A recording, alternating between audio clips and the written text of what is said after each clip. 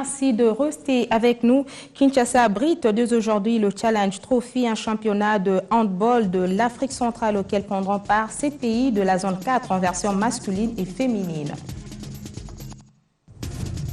La Ligue des femmes pour les élections a fait à son tour le déplacement de la maison des élections en vue de s'imprégner des préparatifs et du déroulement du processus électoral en République démocratique du Congo. Les premiers habitants de la République démocratique du Congo saisissent l'opportunité qu'offre la commémoration de la Journée mondiale des peuples autochtones pour organiser une marche à Kinshasa en faveur de la loi qui les protège. Voilà tout pour l'ossature de cette édition du journal. Ils sont les premiers occupants de la République démocratique du Congo, premiers gestionnaires de la forêt avec une maîtrise sans précédent de ressources naturelles. En cette période de crise climatique qui gagne la planète, leur expertise est à mettre à profit pour pallier ce déficit. Vous l'avez certainement compris, nous parlons de peuples autochtones pygmées qui fêtent leur journée aujourd'hui 9 août, occasion pour ceux de la République démocratique du Congo de rendre un hommage aux leurs du Katanga, district de Tanganyika, massacrés par des Bantous, situation qui donne lieu ici à Kinshasa à une marche organisée à l'imité en faveur de la loi spécifique portant protection et promotion de leurs droits. La participation de la République démocratique du Congo au premier sommet États-Unis d'Amérique-Afrique a fait hier l'objet d'une restitution par le ministre des Médias, Relations avec le Parlement et Initiation à la nouvelle citoyenneté, Lambert Mende Omalanga, qui a profité de la tenue de ce point de presse pour aborder d'autres questions d'actualité, notamment le débat sur la révision constitutionnelle. Il a par ailleurs renié à l'envoyé spécial des États-Unis dans les Grands Lacs de s'ingérer dans les affaires intérieures de la République démocratique du Congo, suivant ce reportage. Les sommets USA-Afrique a vécu, mais restent dans la réflexion ces trois objectifs proposés par les présidents américains. L'intégration économique de l'Afrique, la promotion des pratiques de bonne gouvernance et le renforcement des relations sécuritaires entre l'Afrique et les pays de l'oncle Sam. Pour des précisions, la restitution voulue par les porte-paroles du gouvernement s'y est bien prêtée. Au cours de son point de presse, Lambert Mende ne pouvait pas manquer de ramener des choses au clair et de répliquer aux dernières déclarations de Russell Feingold, envoyé spécial des États-Unis pour la région des Grands Lacs. C'est pour la deuxième fois que M. Feingold outrepasse son mandat, qui est un mandat de suivi de la mise en œuvre de l'accord cadre régional, qui est un accord international, signé à Addis Abeba entre 11 pays membres de la conférence internationale sur la région des Grands Lacs pour le rétablissement de la paix dans cette région des Grands Lacs. Une mise au point s'impose et je voudrais la faire au nom du gouvernement. M. Russ Feingold est envoyé spécial du gouvernement des États-Unis pour le suivi de la mise en œuvre de l'accord cadre d'Addis Abeba dans la région des Grands Lacs. Il n'est ni gouverneur général, ni proconsul, et encore moins membre d'une institution politique de la RDC. Les ministres des Médias ont donné des réalités congolaises, son évolution, ses progrès, malgré des critiques. La réalité congolaise, c'est la relance de la reconstruction, avec des résultats qui parlent d'eux-mêmes en termes de stabilité du cadre macroéconomique, avec un taux de croissance qui est passé de 6,9% en 2011 à 8,5% aujourd'hui, avec une projection de 9,5% fin 2014 et un taux d'inflation qui est passé de 17% à 1,03% dans la même période. La réalité congolaise d'aujourd'hui, c'est l'accroissement substantiel des investissements sociaux, notamment la gratuité de l'enseignement fondamental qui a permis d'accroître substantiellement le taux de scolarisation dans le primaire. C'est la construction de 400 écoles déjà livrées sur les 1000 attendues, clé en main, pour une valeur de 60 millions de dollars américains. C'est la réfection effective de 166 hôpitaux sur les 1000 attendus depuis septembre 2013. Nous devons cesser de criminaliser toute révision constitutionnelle. Le président de la République a toujours fait état de sa volonté de respecter la Constitution. Dixit, Lambert Mende Omalanga. Au cours de la même journée d'hier, 2 députés nationaux du Bas-Congo ont franchi le portail de l'hôtel du gouvernement en vue de rencontrer le Premier ministre Augustin Matata Ponyo afin de solliciter l'assouplissement de la mesure d'interdiction d'importer des véhicules vieux de plus de 10 ans. Si Augustin Matata Ponyo accepte de revenir sur cette mesure, les activités au port de Matadi-Eboma seront de nouveau boostées et les recettes vont renflouer les caisses de l'État. À travers le monde, dans toutes les villes ou dans toutes les grandes agglomérations où il y a des ports, toute la ville généralement est focalisée autour de l'activité portière. Vous vous en doutez, il s'agit de cette mesure interdisant l'importation de véhicules vieux de plus de 10 ans. Alors, les arguments avancés à son temps par les gouvernements pour le faire, pour soutenable que cela soit, mais ça ne résiste pas à la critique et même à la réalité. Aujourd'hui, toutes les entreprises implantées dans le Bas-Congo et qui tournent autour de l'activité portière, les déclarants en douane, toutes les banques qui ont déferlé dans le Bas-Congo, c'est avec l'activité portière. Et toutes ces banques menacent de faire faillite. Quand vous y allez, tous les travailleurs sont en train de jouer aux jeux électroniques et cela pose des sérieux problèmes. Le Bas-Congo vit de ces deux ports. Suspendre l'importation de véhicules pour le port de Boma et de Matadi, c'est comme suspendre l'exploitation des minéraux à l'est du pays. Aujourd'hui, je vous dis, quand vous allez à Boma, vraiment, c'est le délire. Un autre dilemme auquel fait face le gouvernement a trait à la grève déclenchée à la Régie des voies aériennes et qui entraîne des perturbations des vols d'avions, comme cela a été vécu hier à l'aéroport de Ndolo. Pour tenter de comprendre les causes de cet arrêt de travail, suivant ce reportage signé Alain Boma. Aérogare nationale de Ndolo, 8 h du vendredi 8 août. Aucun avion n'a décollé de ce piste pour les vols prévus à partir de 6 h 30 ce matin. Perturbation causée par un mouvement de grève observé par les agents de la Régie des voies aériennes. Toutes les portes des bureaux sont fermées. Devant la direction générale, ces agents scandent des chants pour exprimer leurs revendications. Le personnel de la RVA est en grève suite à une correspondance que nous avons reçue auprès du ministre du Portefeuille qui insiste à ce qu'une firme ADPI de titre mémoire puisse avoir un contrat d'assistance chez nous. Alors, voulant faire œuvre utile, ayant subi l'ancien contrat de gestion où l'évaluation a été calamiteuse, nous avons voulu que le gouvernement puisse repenser à ces contrats-là et voir dans quelle mesure on peut discuter pour trouver des solutions au personnel. Le contrat d'assistance technique décrié n'est pas le seul à poser problème. La décision prise par le gouvernement de scinder en deux la RVA n'est non plus la bienvenue. En bon citoyen, nous ne nous opposons pas à la loi de notre pays, mais nous estimons qu'il y a encore des préalables qui demanderont des investissements, des montants importants sur une longue durée pour que la République démocratique du Congo en arrive à prendre la décision de pouvoir scinder l'entreprise ou du moins séparer les activités de la RVA. Ces préalables sont d'ordre à la fois technique, financier, mais aussi sociaux. Toutes nos tentatives de joindre le ministère de Portefeuille et la DG de la RVA ont été vaines. Ces agents, pour leur part, promettent de radicaliser leur mouvement si leur sonnette d'alarme n'est pas entendue. 54 immigrés clandestins ouest-africains viennent d'être expulsés du territoire congolais par la Direction générale de migration pour n'avoir pas rempli des conditions requises pour choisir la République démocratique du Congo comme leur seconde patrie et n'avoir pas respecté les lois du pays.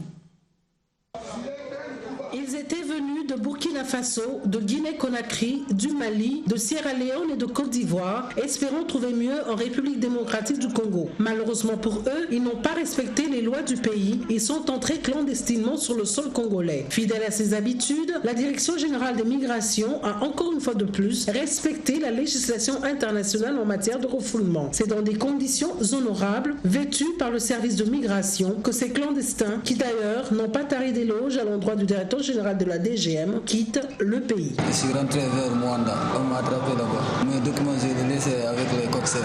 C'est le coxer qui m'a envoyé, celui qui a pris mon passeport. De Cotonou à Brazzaville, je suis venu visa égal. C'est là-bas que j'ai pris mon passeport. Et je l'ai appelé, je ne le vois pas. C'est à cause de ça que je suis retourné jusqu'à on me rapatrié maintenant, c'est moi. Mais je suis content. Parce que je n'ai pas volé là-bas. C'est mon argent propre que je suis pris pour venir ici. Si Dieu le veut, je vais me retourner ici encore en égal. Je remercie le bon Dieu avec le directeur général de DGM pour son soutien, pour ce qu'il a fait pour nous. Puisque nous avons fait la clandestine, nous avons pensé autrement, mais ce n'est pas ce que nous avons constaté.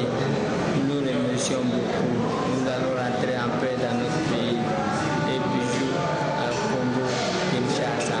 54 immigrés clandestins au total sont allés tout en nourrissant l'espoir encore de revenir au pays de Joseph Kabila. Mais cette fois-là, en entrant par la voie autorisée. La République démocratique du Congo, qui a toujours été une terre hospitalière, souhaite simplement que les conditions d'accès et de séjour sur son territoire soient suivies. Tout étranger qui s'y conforme est bien entendu le bienvenu sur le sol congolais.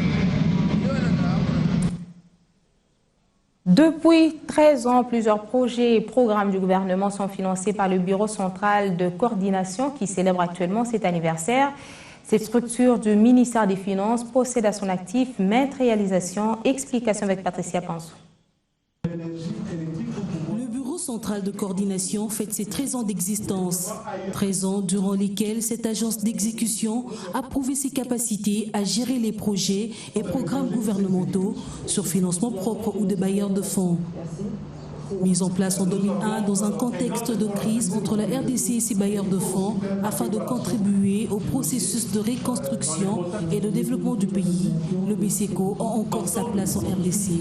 Si nous regardons les efforts que le gouvernement ou bien la République a à mettre en place en termes d'équipement du pays, en infrastructure, nous pensons qu'il y a un grand travail à faire. Et non pas seulement un travail simple, mais un travail complexe qui demande une expertise aussi avérée. C'est pour cela que le BCECO prête son expertise et son expérience pour pouvoir accompagner le gouvernement. Il ne sera pas bon que le gouvernement ou bien la République puisse faire appel toujours à l'expertise étrangère. Au-delà des réalisations accomplies, le BCECO rencontre tout de même des difficultés, notamment l'inexpérience des prestataires dans l'accomplissement de leurs tâches, ainsi que l'accompagnement des banques dans les coins reculés du pays. Le BCECO aujourd'hui travaille dans le cadre de ces deux projets, Prise et Presse, dans les coins les plus éloignés. Nous l'avons dit, les difficultés de communication, les routes ne sont pas toujours bonnes, mais on est obligé par la volonté du gouvernement de pouvoir intervenir. Donc, les difficultés sont énormes, mais il y a toujours une réponse que nous arrivons à faire, à donner par rapport aux difficultés que nous rencontrons, dans la mesure où nous avons inscrit nos actions dans le cadre de la gestion axée sur les résultats. 13 ans après, le BCECO se veut un centre d'excellence, un bureau d'expertise pour prêter main forte au gouvernement. Processus électoral, les femmes politiques, toutes tendances confondues, réunies au sein de la Ligue de femmes pour les élections, ont fait montre d'unité. Intéressées par les élections et déterminées à soutenir la démocratie qui passe aussi par les élections crédibles, et transparentes et apaisées, elles ont partagé une matinée d'information avec la Commission électorale nationale indépendante à la Maison des élections. Elles étaient les unes aux côtés des autres ce vendredi à la Maison des élections. Les femmes politiques, toutes tendances confondues, regroupées au sein de la Ligue des femmes pour les élections, se sont suffisamment informées de l'évolution du processus électoral. Au cours d'une matinée qui a eu pour thème « Mission d'observation des élections et ses incompatibilités ». Initiative bien capitalisée par la CENI qui reste déterminée à décrypter l'environnement électoral. Les partis politiques doivent être informés et former leurs militants. Les partis politiques ont des limites. Les partis politiques ont des exigences et ils ont aussi des droits. Donc nous avons essayé de partager aujourd'hui sur le niveau d'avancement du processus et nous avons expliqué aux unes et aux autres que nous sommes disposés à les accompagner dans la formation notamment parce qu'ici on retrouve avantageusement et les femmes politiques de la majorité et les femmes politiques de l'opposition. Un bel exemple pour un bon courant fédérateur politique dont les concernés en tirent déjà profit. Ce qui a plus retenu notre attention, c'est par rapport à l'observation des élections. Une observatrice ne peut pas être candidate, une observatrice ne peut pas être témoin d'un parti politique, une observatrice a des règles à observer dans le bureau de vote. Beaucoup de femmes ne savaient pas que quand on est observatrice des élections, on ne peut plus aller comme candidate. Alors là, dans la salle, nous avons appris que de l'expert de la CENI, que quand tu es déjà une observatrice des élections, tu ne peux plus, c'est l'incompatibilité. Et ce qu'on a, on félicite un peu l'expert, c'est que au-delà de ce que les thèmes disaient sur nos banderoles, il nous a parlé d'une manière générale des élections. Toutefois, les élections deviennent technologie et restent techniques en termes de faisabilité. Ces femmes ne sont pas seulement concernées par la tenue des élections, mais aussi par le sort des femmes victimes de violences sexuelles qui découlent des conflits armés, cas de la République démocratique du Congo, dont ces dernières font les frais de sabotage aux intérêts des bourreaux à titre de vengeance. L'ONU Femmes a organisé à cet effet un café de presse genre. La guerre ne se fait pas seulement accompagner des pertes en vies humaines et des dégâts matériels importants. L'autre aspect négatif, les sabotages en termes de dignité, notamment chez les femmes, cas de violences sexuelles. Dans ce cas, l'assurance, l'accessibilité aux soins avec la réparation des fistules dans des zones reculées ainsi que la prise en charge adéquate des violences sexuelles, surtout chez les femmes enceintes, demeurent les seules recommandations. Des recommandations assorties à l'issue du café genre organisé par l'ONU Femmes autour du thème « Conséquences sanitaires et sociales de la violence sexuelle liée aux conflits armés, cas de la République démocratique du Congo ». Si on décide de limiter par exemple l'accès de l'avortement aux femmes victimes de violences sexuelles, il faut mettre un cadre qui permet de vérifier donc une victime de violence sexuelle. Elle va d'abord déclarer à la police qu'elle a vécu et peut-être avec une attestation si c'est ce qu'elle peut faire. C'est des choses qu'on peut faire. Le droit est un dépôt de protection. Et la protection est censée être apportée à trois niveaux. Par la famille, par la communauté et par l'État. Et dans bien des cas, on amène surtout à cette question de réparation, de prise en charge, à la victime, à la survivante. Du coup, on la marginalise davantage dans le choix de problème. Et je crois qu'il est important dans le cadre de nos réponses, de nos interventions, de penser à cette approche de réparation et de dire qu'on n'est pas quoi en fait. Dans le contexte de fistules liées au conflit, on voit que c'est le plus petit pourcentage. Mais ça ne doit pas nous faire oublier ce problème. Donc on voit vraiment que c'est un problème qui amène une grande détresse de la femme, mais il ne faut pas seulement le lier dans le contexte de conflit, parce que là on peut l'oublier. Il doit être pris dans son ensemble et la meilleure prévention, c'est de revenir dans le système sanitaire, dans la promotion même. L'éducation de cette jeune fille, son accompagnement pour qu'elle puisse se marier correctement à un âge où c'est bien de le faire, va faire des soins qui peuvent, des soins auxquels elle pourra prétendre, avec un contexte économique qui lui permet, ici je vois les gens mutuels et tout, qui peuvent aider, ça peut être aussi des pistes de sortie. Ces échanges s'inscrivent dans la logique de pallier ce désastre dont sont victimes ces femmes de la part de leurs bourreaux.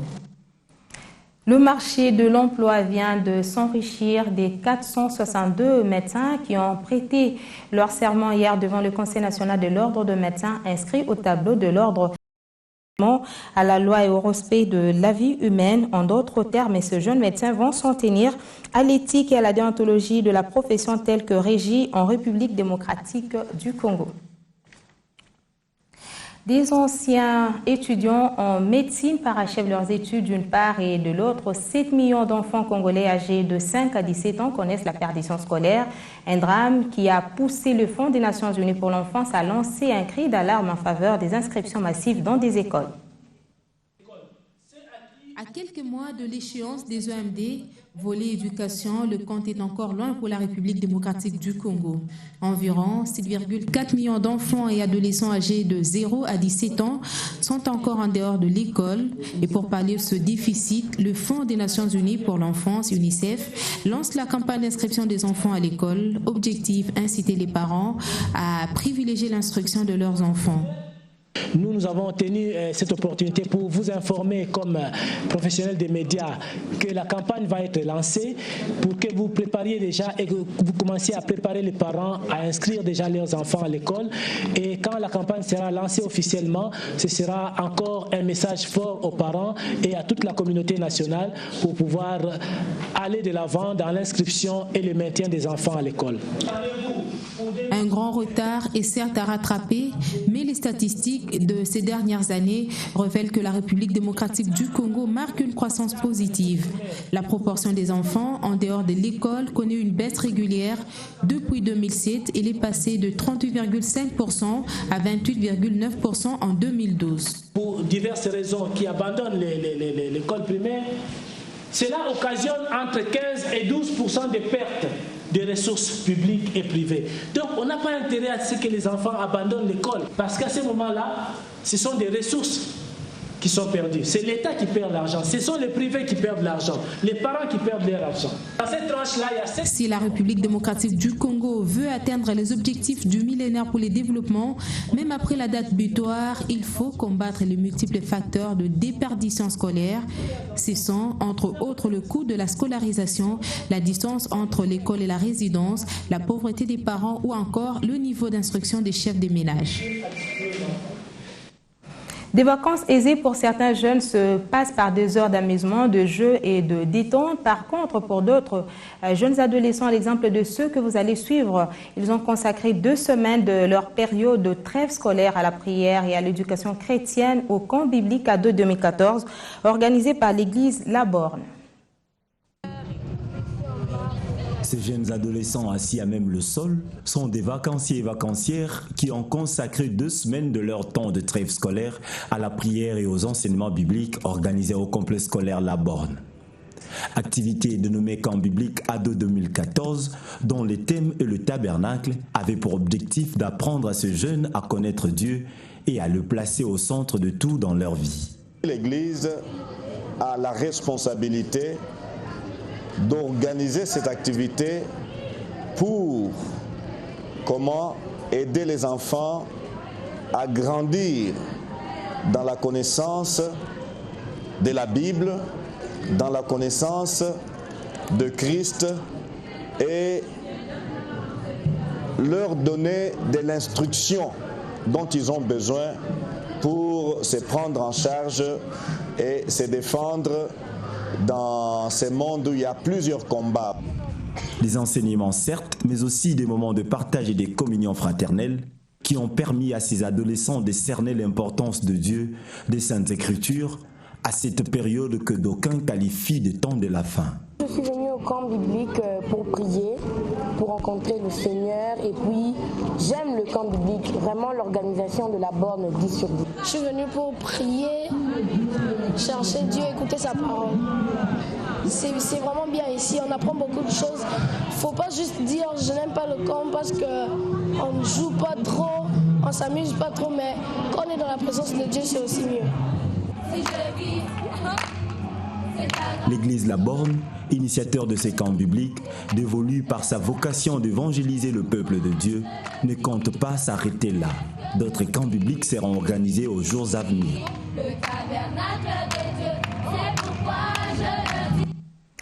La page sportive de cette édition du journal s'ouvre par le foot. Le week-end sera décisif pour les deux clubs de la République démocratique du Congo engagés à la Ligue de champions de 18e édition de la CAF. Mazembe et V Club, les deux équipes passeront en demi-finale de cette compétition si elles font des bons résultats demain face à leurs adversaires, ce qui serait une première dans l'histoire du football congolais. Les Dauphins Noirs de Kinshasa seront reçus à Alexandrie par les Égyptiens de Zamalek et le vice-champion du monde des clubs 2010 recevra Al Hilal d'Omdurman du Soudan à Lubumbashi au stade tout-puissant Mazembe dans la commune de Kamalondo. Pour les codes de noir et blanc de Lubumbashi, l'équipe a un bon moral pour affronter les Soudanais. Patrice Carteron répond aux questions de Gabriel Minkoubou.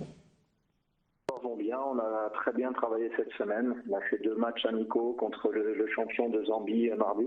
Et puis surtout, il faut vraiment valoriser le très bon match nul et la très bonne partie qu'on a fait en Égypte contre le Zamalek, en sachant que comme le règlement est que 2 équipes à égalité sont pas départagées par les confrontations directes, ça veut dire qu'en gagnant demain, on aurait la garantie de participer aux demi-finales de la Champions League. Après la déception de la saison dernière, ce serait vraiment une belle remontée en avant. Le moral est bon, on a travaillé dur en Tunisie pendant 3 semaines. Physiquement, les joueurs vont bien, tout est réuni vraiment pour que demain on puisse faire un grand match. Après, on a un adversaire qu'il faut respecter, c'est le cas.